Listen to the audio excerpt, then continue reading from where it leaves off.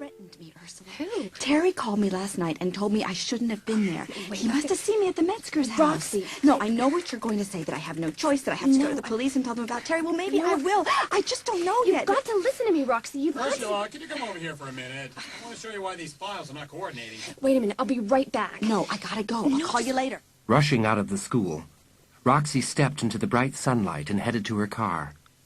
She needed some time to think. And where better than at the beach, she decided. She parked her car at the end of the dune near the small boat dock and locked it. Ursula's right. I should stop by the police station later. Maybe they won't think I'm crazy. Maybe they'll take Terry in and question him. Right now, I need to cool out, just like Lee said. Roxy scanned the crowded beach. The popular swimming area was jammed with sunbathers and swimmers, everyone enjoying the bright, clear day and the warm, gentle water. The dock area was empty. Down there on the wooden platform, Roxy saw Lee bending over the side of his yellow boat. Hi, Lee. How's it going? I don't believe this. What's wrong? I'm trying to tighten the screw, and would you believe it? I dropped my screwdriver in the water. What a klutz. Want me to put on my diving suit and get it? It's my only one. Wait, I might have one in my car. You carry around a toolkit in case someone's boat breaks down? Well, my dad makes me keep tools in the glove compartment in case of emergency. Great. You think you might have a Phillips screwdriver? Maybe. Go check. I'll watch your stuff here. The car's parked on the other side of the dune over there. Be right back. Okay. Lee ran off across the dune. Looking down at the yellow boat bobbing gently in the blue-green water, Roxy hoped that Lee would be able to fix the engine. It was a perfect day for a long ride. Roxy! I can't get into your car. No key. Oh, coming. Stupid me. I forgot it was locked. Lee met Roxy on the top of the dune, and they walked together to the car. Roxy unlocked it and pulled open the passenger door. Bending into the car, Lee began pulling tools out of the cluttered glove compartment. Do I have the right kind in there? Yeah. Victory. Got one. Then, just as Lee was shoving the stuff back into the glove compartment, a yellow envelope toppled out, and several snapshots slid onto the car seat. Hey, here's some snaps. Just a minute. These are pictures of my bedroom. What? Where'd you get these? What? So it was your house? Not the Metzgers? Looks like I messed up, Roxy. What a shame. It's all No. going so well. No. I messed up. Now I'm gonna have to kill you, too. Please, no. I tried frightening you. And I tried winning you over. You were so eager to believe it wasn't my house you'd broken into. But now, I messed up. No, you're not going anywhere right now. Let go of me, please. Don't move. The screwdriver is very sharp. Guess you don't use it much. No one wants to give me a break. No one wants me to have a fresh start. Let's get back to the dock. Come on. Come on. As Lee pulled her along with him, Roxy looked frantically around the beach. Everyone was in the swimming area. No one at all up near the dock. Roxy was alone with Lee, the screwdriver pressed up against her neck. There's nobody around. Nobody will hear me scream. He's going to kill me. Move. Oh, please. Sure, I did some bad things at Springdale. Won't anyone ever let me forget? Maddie wouldn't. No. She followed me to make sure I didn't forget. Now you. Please, let me go. Get in the boat. What are you going to do? I'm gonna give you a chance, Roxy. Because I like you. I really do. What do you mean? I'm only gonna take the boat out 4 or 5 miles until I dump you. What? Who knows? Maybe you can swim. I can't. I'm not a good swimmer. Lee, please. I'm sorry, Roxy. Really sorry. I messed up. Let me out. Please, no, please. Lee! Oh, please, let me Sorry, out. Roxy. Get down. Oh. Gotta tighten this. Sorry. Sorry. No! Roxy! Roxy! Terry! I ran all the way. Ursula told me she saw you come down. Roxy and I are going for a boat ride, Terry. See you later. No way! Roxy, I told you shouldn't have been at the movie with him. I saw you there with him last night. I warned you. He killed that girl, Terry! Help me! What? Don't move, Terry. We'll see you later. Hey, no way, Lee! Terry had Lee around the neck, but Lee, the screwdriver still in his hand, struck Terry off balance. Lee lunged at him, plunging the screwdriver downwards into Terry's throat. Get back in the boat, Roxy! Terry! Terry, no! No! With a roar, The yellow boat jolted away from the dock out into the bay. Roxy lost her balance and tumbled backwards onto the floorboards. Lee bent over the controls, muttering to himself.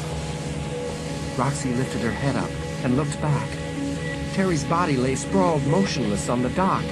I've got to get out of this boat. I've got to help Terry. I've got to. As the boat skipped over the low, dark waves, Roxy took a long, deep breath, leaned over the side, and dove into the dark, cold water. She plunged down and down, her sneakers getting heavier and heavier as they soaked up the water. Struggling against the weight of her clothes, she raised her arms, kicked her feet furiously, and finally broke the surface of the water, coughing, spluttering, gasping air into her lungs. Oh, which way's the shore? Oh, I'm turned around. I've lost my sense of direction. Oh, there. I see it. I've got to get back there. Roxy struck out for the shore, taking big, long strokes against the strong current. Ducking her head as waves rolled over her, stroking hard against the undertow, she edged closer to land. Then she heard the roar of the boat's engine. It seemed to change in its tone. Instead of going farther away, it was getting louder. Roxy looked round. With a choking gasp, she realized the boat was moving towards her, backing towards her, closer and closer. He's going to try to pull me out, to pull me back in the boat. Maybe he'll take me further out where I can't possibly swim back. No! No! He wants to cut me! He wants to rip me up with the blades of the motor! No! Roxy ducked her head, kicking and pulling herself down under the water. The boat backed slowly towards her. Roxy turned her head towards the noise and glanced up.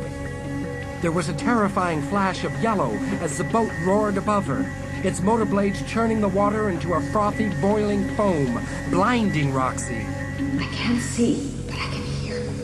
It's right above me, inches away from my head. I've got to keep down. Got to, but I can't. Roxy broke the surface again, choking. She blinked the salt water from her eyes, and she saw the boat turning, sweeping round, backing towards her once more. Churning the water into a white foam, the sharp motor blades roared towards her, slowly. Roxy couldn't move. The current pulled her. The weight of her clothes held her in place. She tried to dive down again, into the bubbling waters. Too late. The boat was on top of her, the blades whirring right at her head.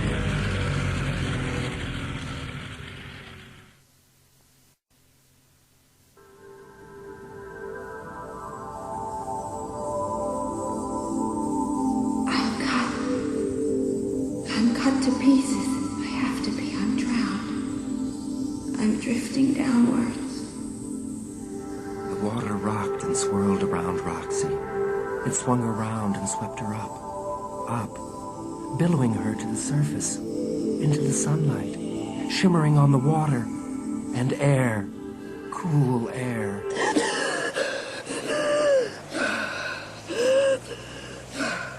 I'm alive. I'm breathing. I can make it. There was a flash of yellow in the distance, and the boat was coming at her again, backing towards Roxy this time at full speed. No. No. I'm not going to let him kill me. I'm not. I'm not. The boat roared closer.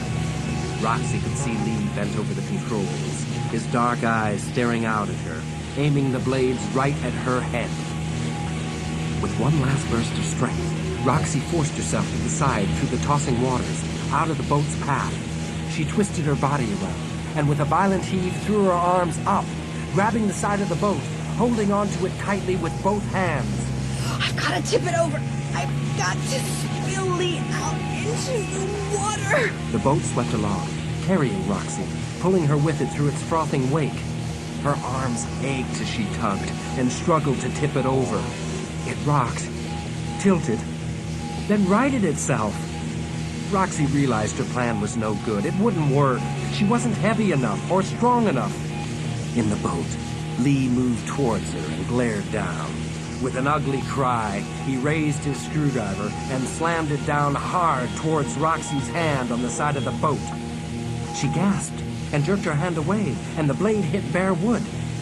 But Roxy had lost her hold on the side and was slipping heavily back down into the cold water, spluttering and choking. The boat sped away. Where is he? Has he gone? Has he stopped trying to kill me? Where is he? How far out am I? I can't be far. Roxy squinted hard against the bright sunlight, and finally, the dock came into focus. It was close. She might have enough strength, she thought, to make it. Then she realized there were dark figures running out onto the dock. She saw their guns. They were trained on the yellow boat which was floating slowly into shore. Roxy knew they were police officers, and she started to swim towards them with strong, confident strokes. She came closer and saw Lee dock his boat. 2 dark uniformed officers moved across quickly to grab him. Then the police officers bent over Terry. Roxy saw them lift him up on a stretcher and carry him away. And as she swam up to the dock, exhausted, Roxy kept wondering how they had known. How had the police known to come down to the dock? Yeah, here you go, miss. Take my hand. There you go. Are you okay? What about Terry? He'll be okay. We got the bleeding stopped. We'll look after him at the hospital. Roxy, you're okay. You're okay. I'll leave you with your friend. I'm so scared. Ursula, it was you? You? I tried to warn you back at the school office, but you ran out. You wouldn't listen to me. But how did you know? I was typing the files. I saw Ray Metzger's address. I saw that it wasn't on Seabreeze. Ray doesn't live anywhere near there, so I knew Lee had lied to you. I tried to tell you when you came into the office, but you wouldn't wait. You just hurried off to meet him. So you sent Terry? Terry came by the office a few seconds later, looking for you. He was so upset because he saw you out with Lee last night. I told him you were down here at the dock, going out for a ride. Then I had a bad feeling. I just didn't want you going out in the boat with Lee. So I called the police. I was almost fish food. Ursula, you... It saved your life. Yeah. Well, don't worry about it. You'll just owe me for as long as you live. Oh, you. Ursula put her arm around Roxy's shoulders and started to lead her to the car. At the top of the dune, she suddenly stopped and let go of Roxy. She reached down to the pebbly ground and picked up a blue and silver cap. Brushing off the dust, she turned it around in her hand. On the brim of the cap was written the word, Sharks. Ursula grinned and slipped the cap on her head. Hey, Roxy. Guess what? I win the bet.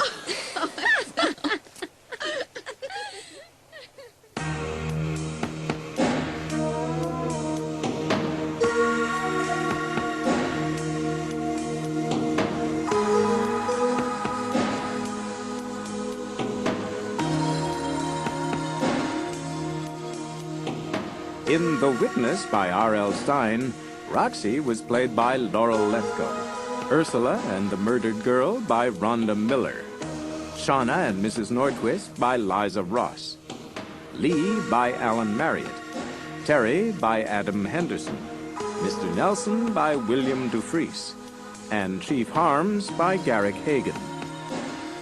It was narrated by John Chancer. Other roles were played by the Story Circle Company. The Witness was adapted by Garrick Hagan, and the music and studio production were by John Mayfield. It was directed by William Dufresne. The Witness was a Story Circle production for Scholastic Publications Limited.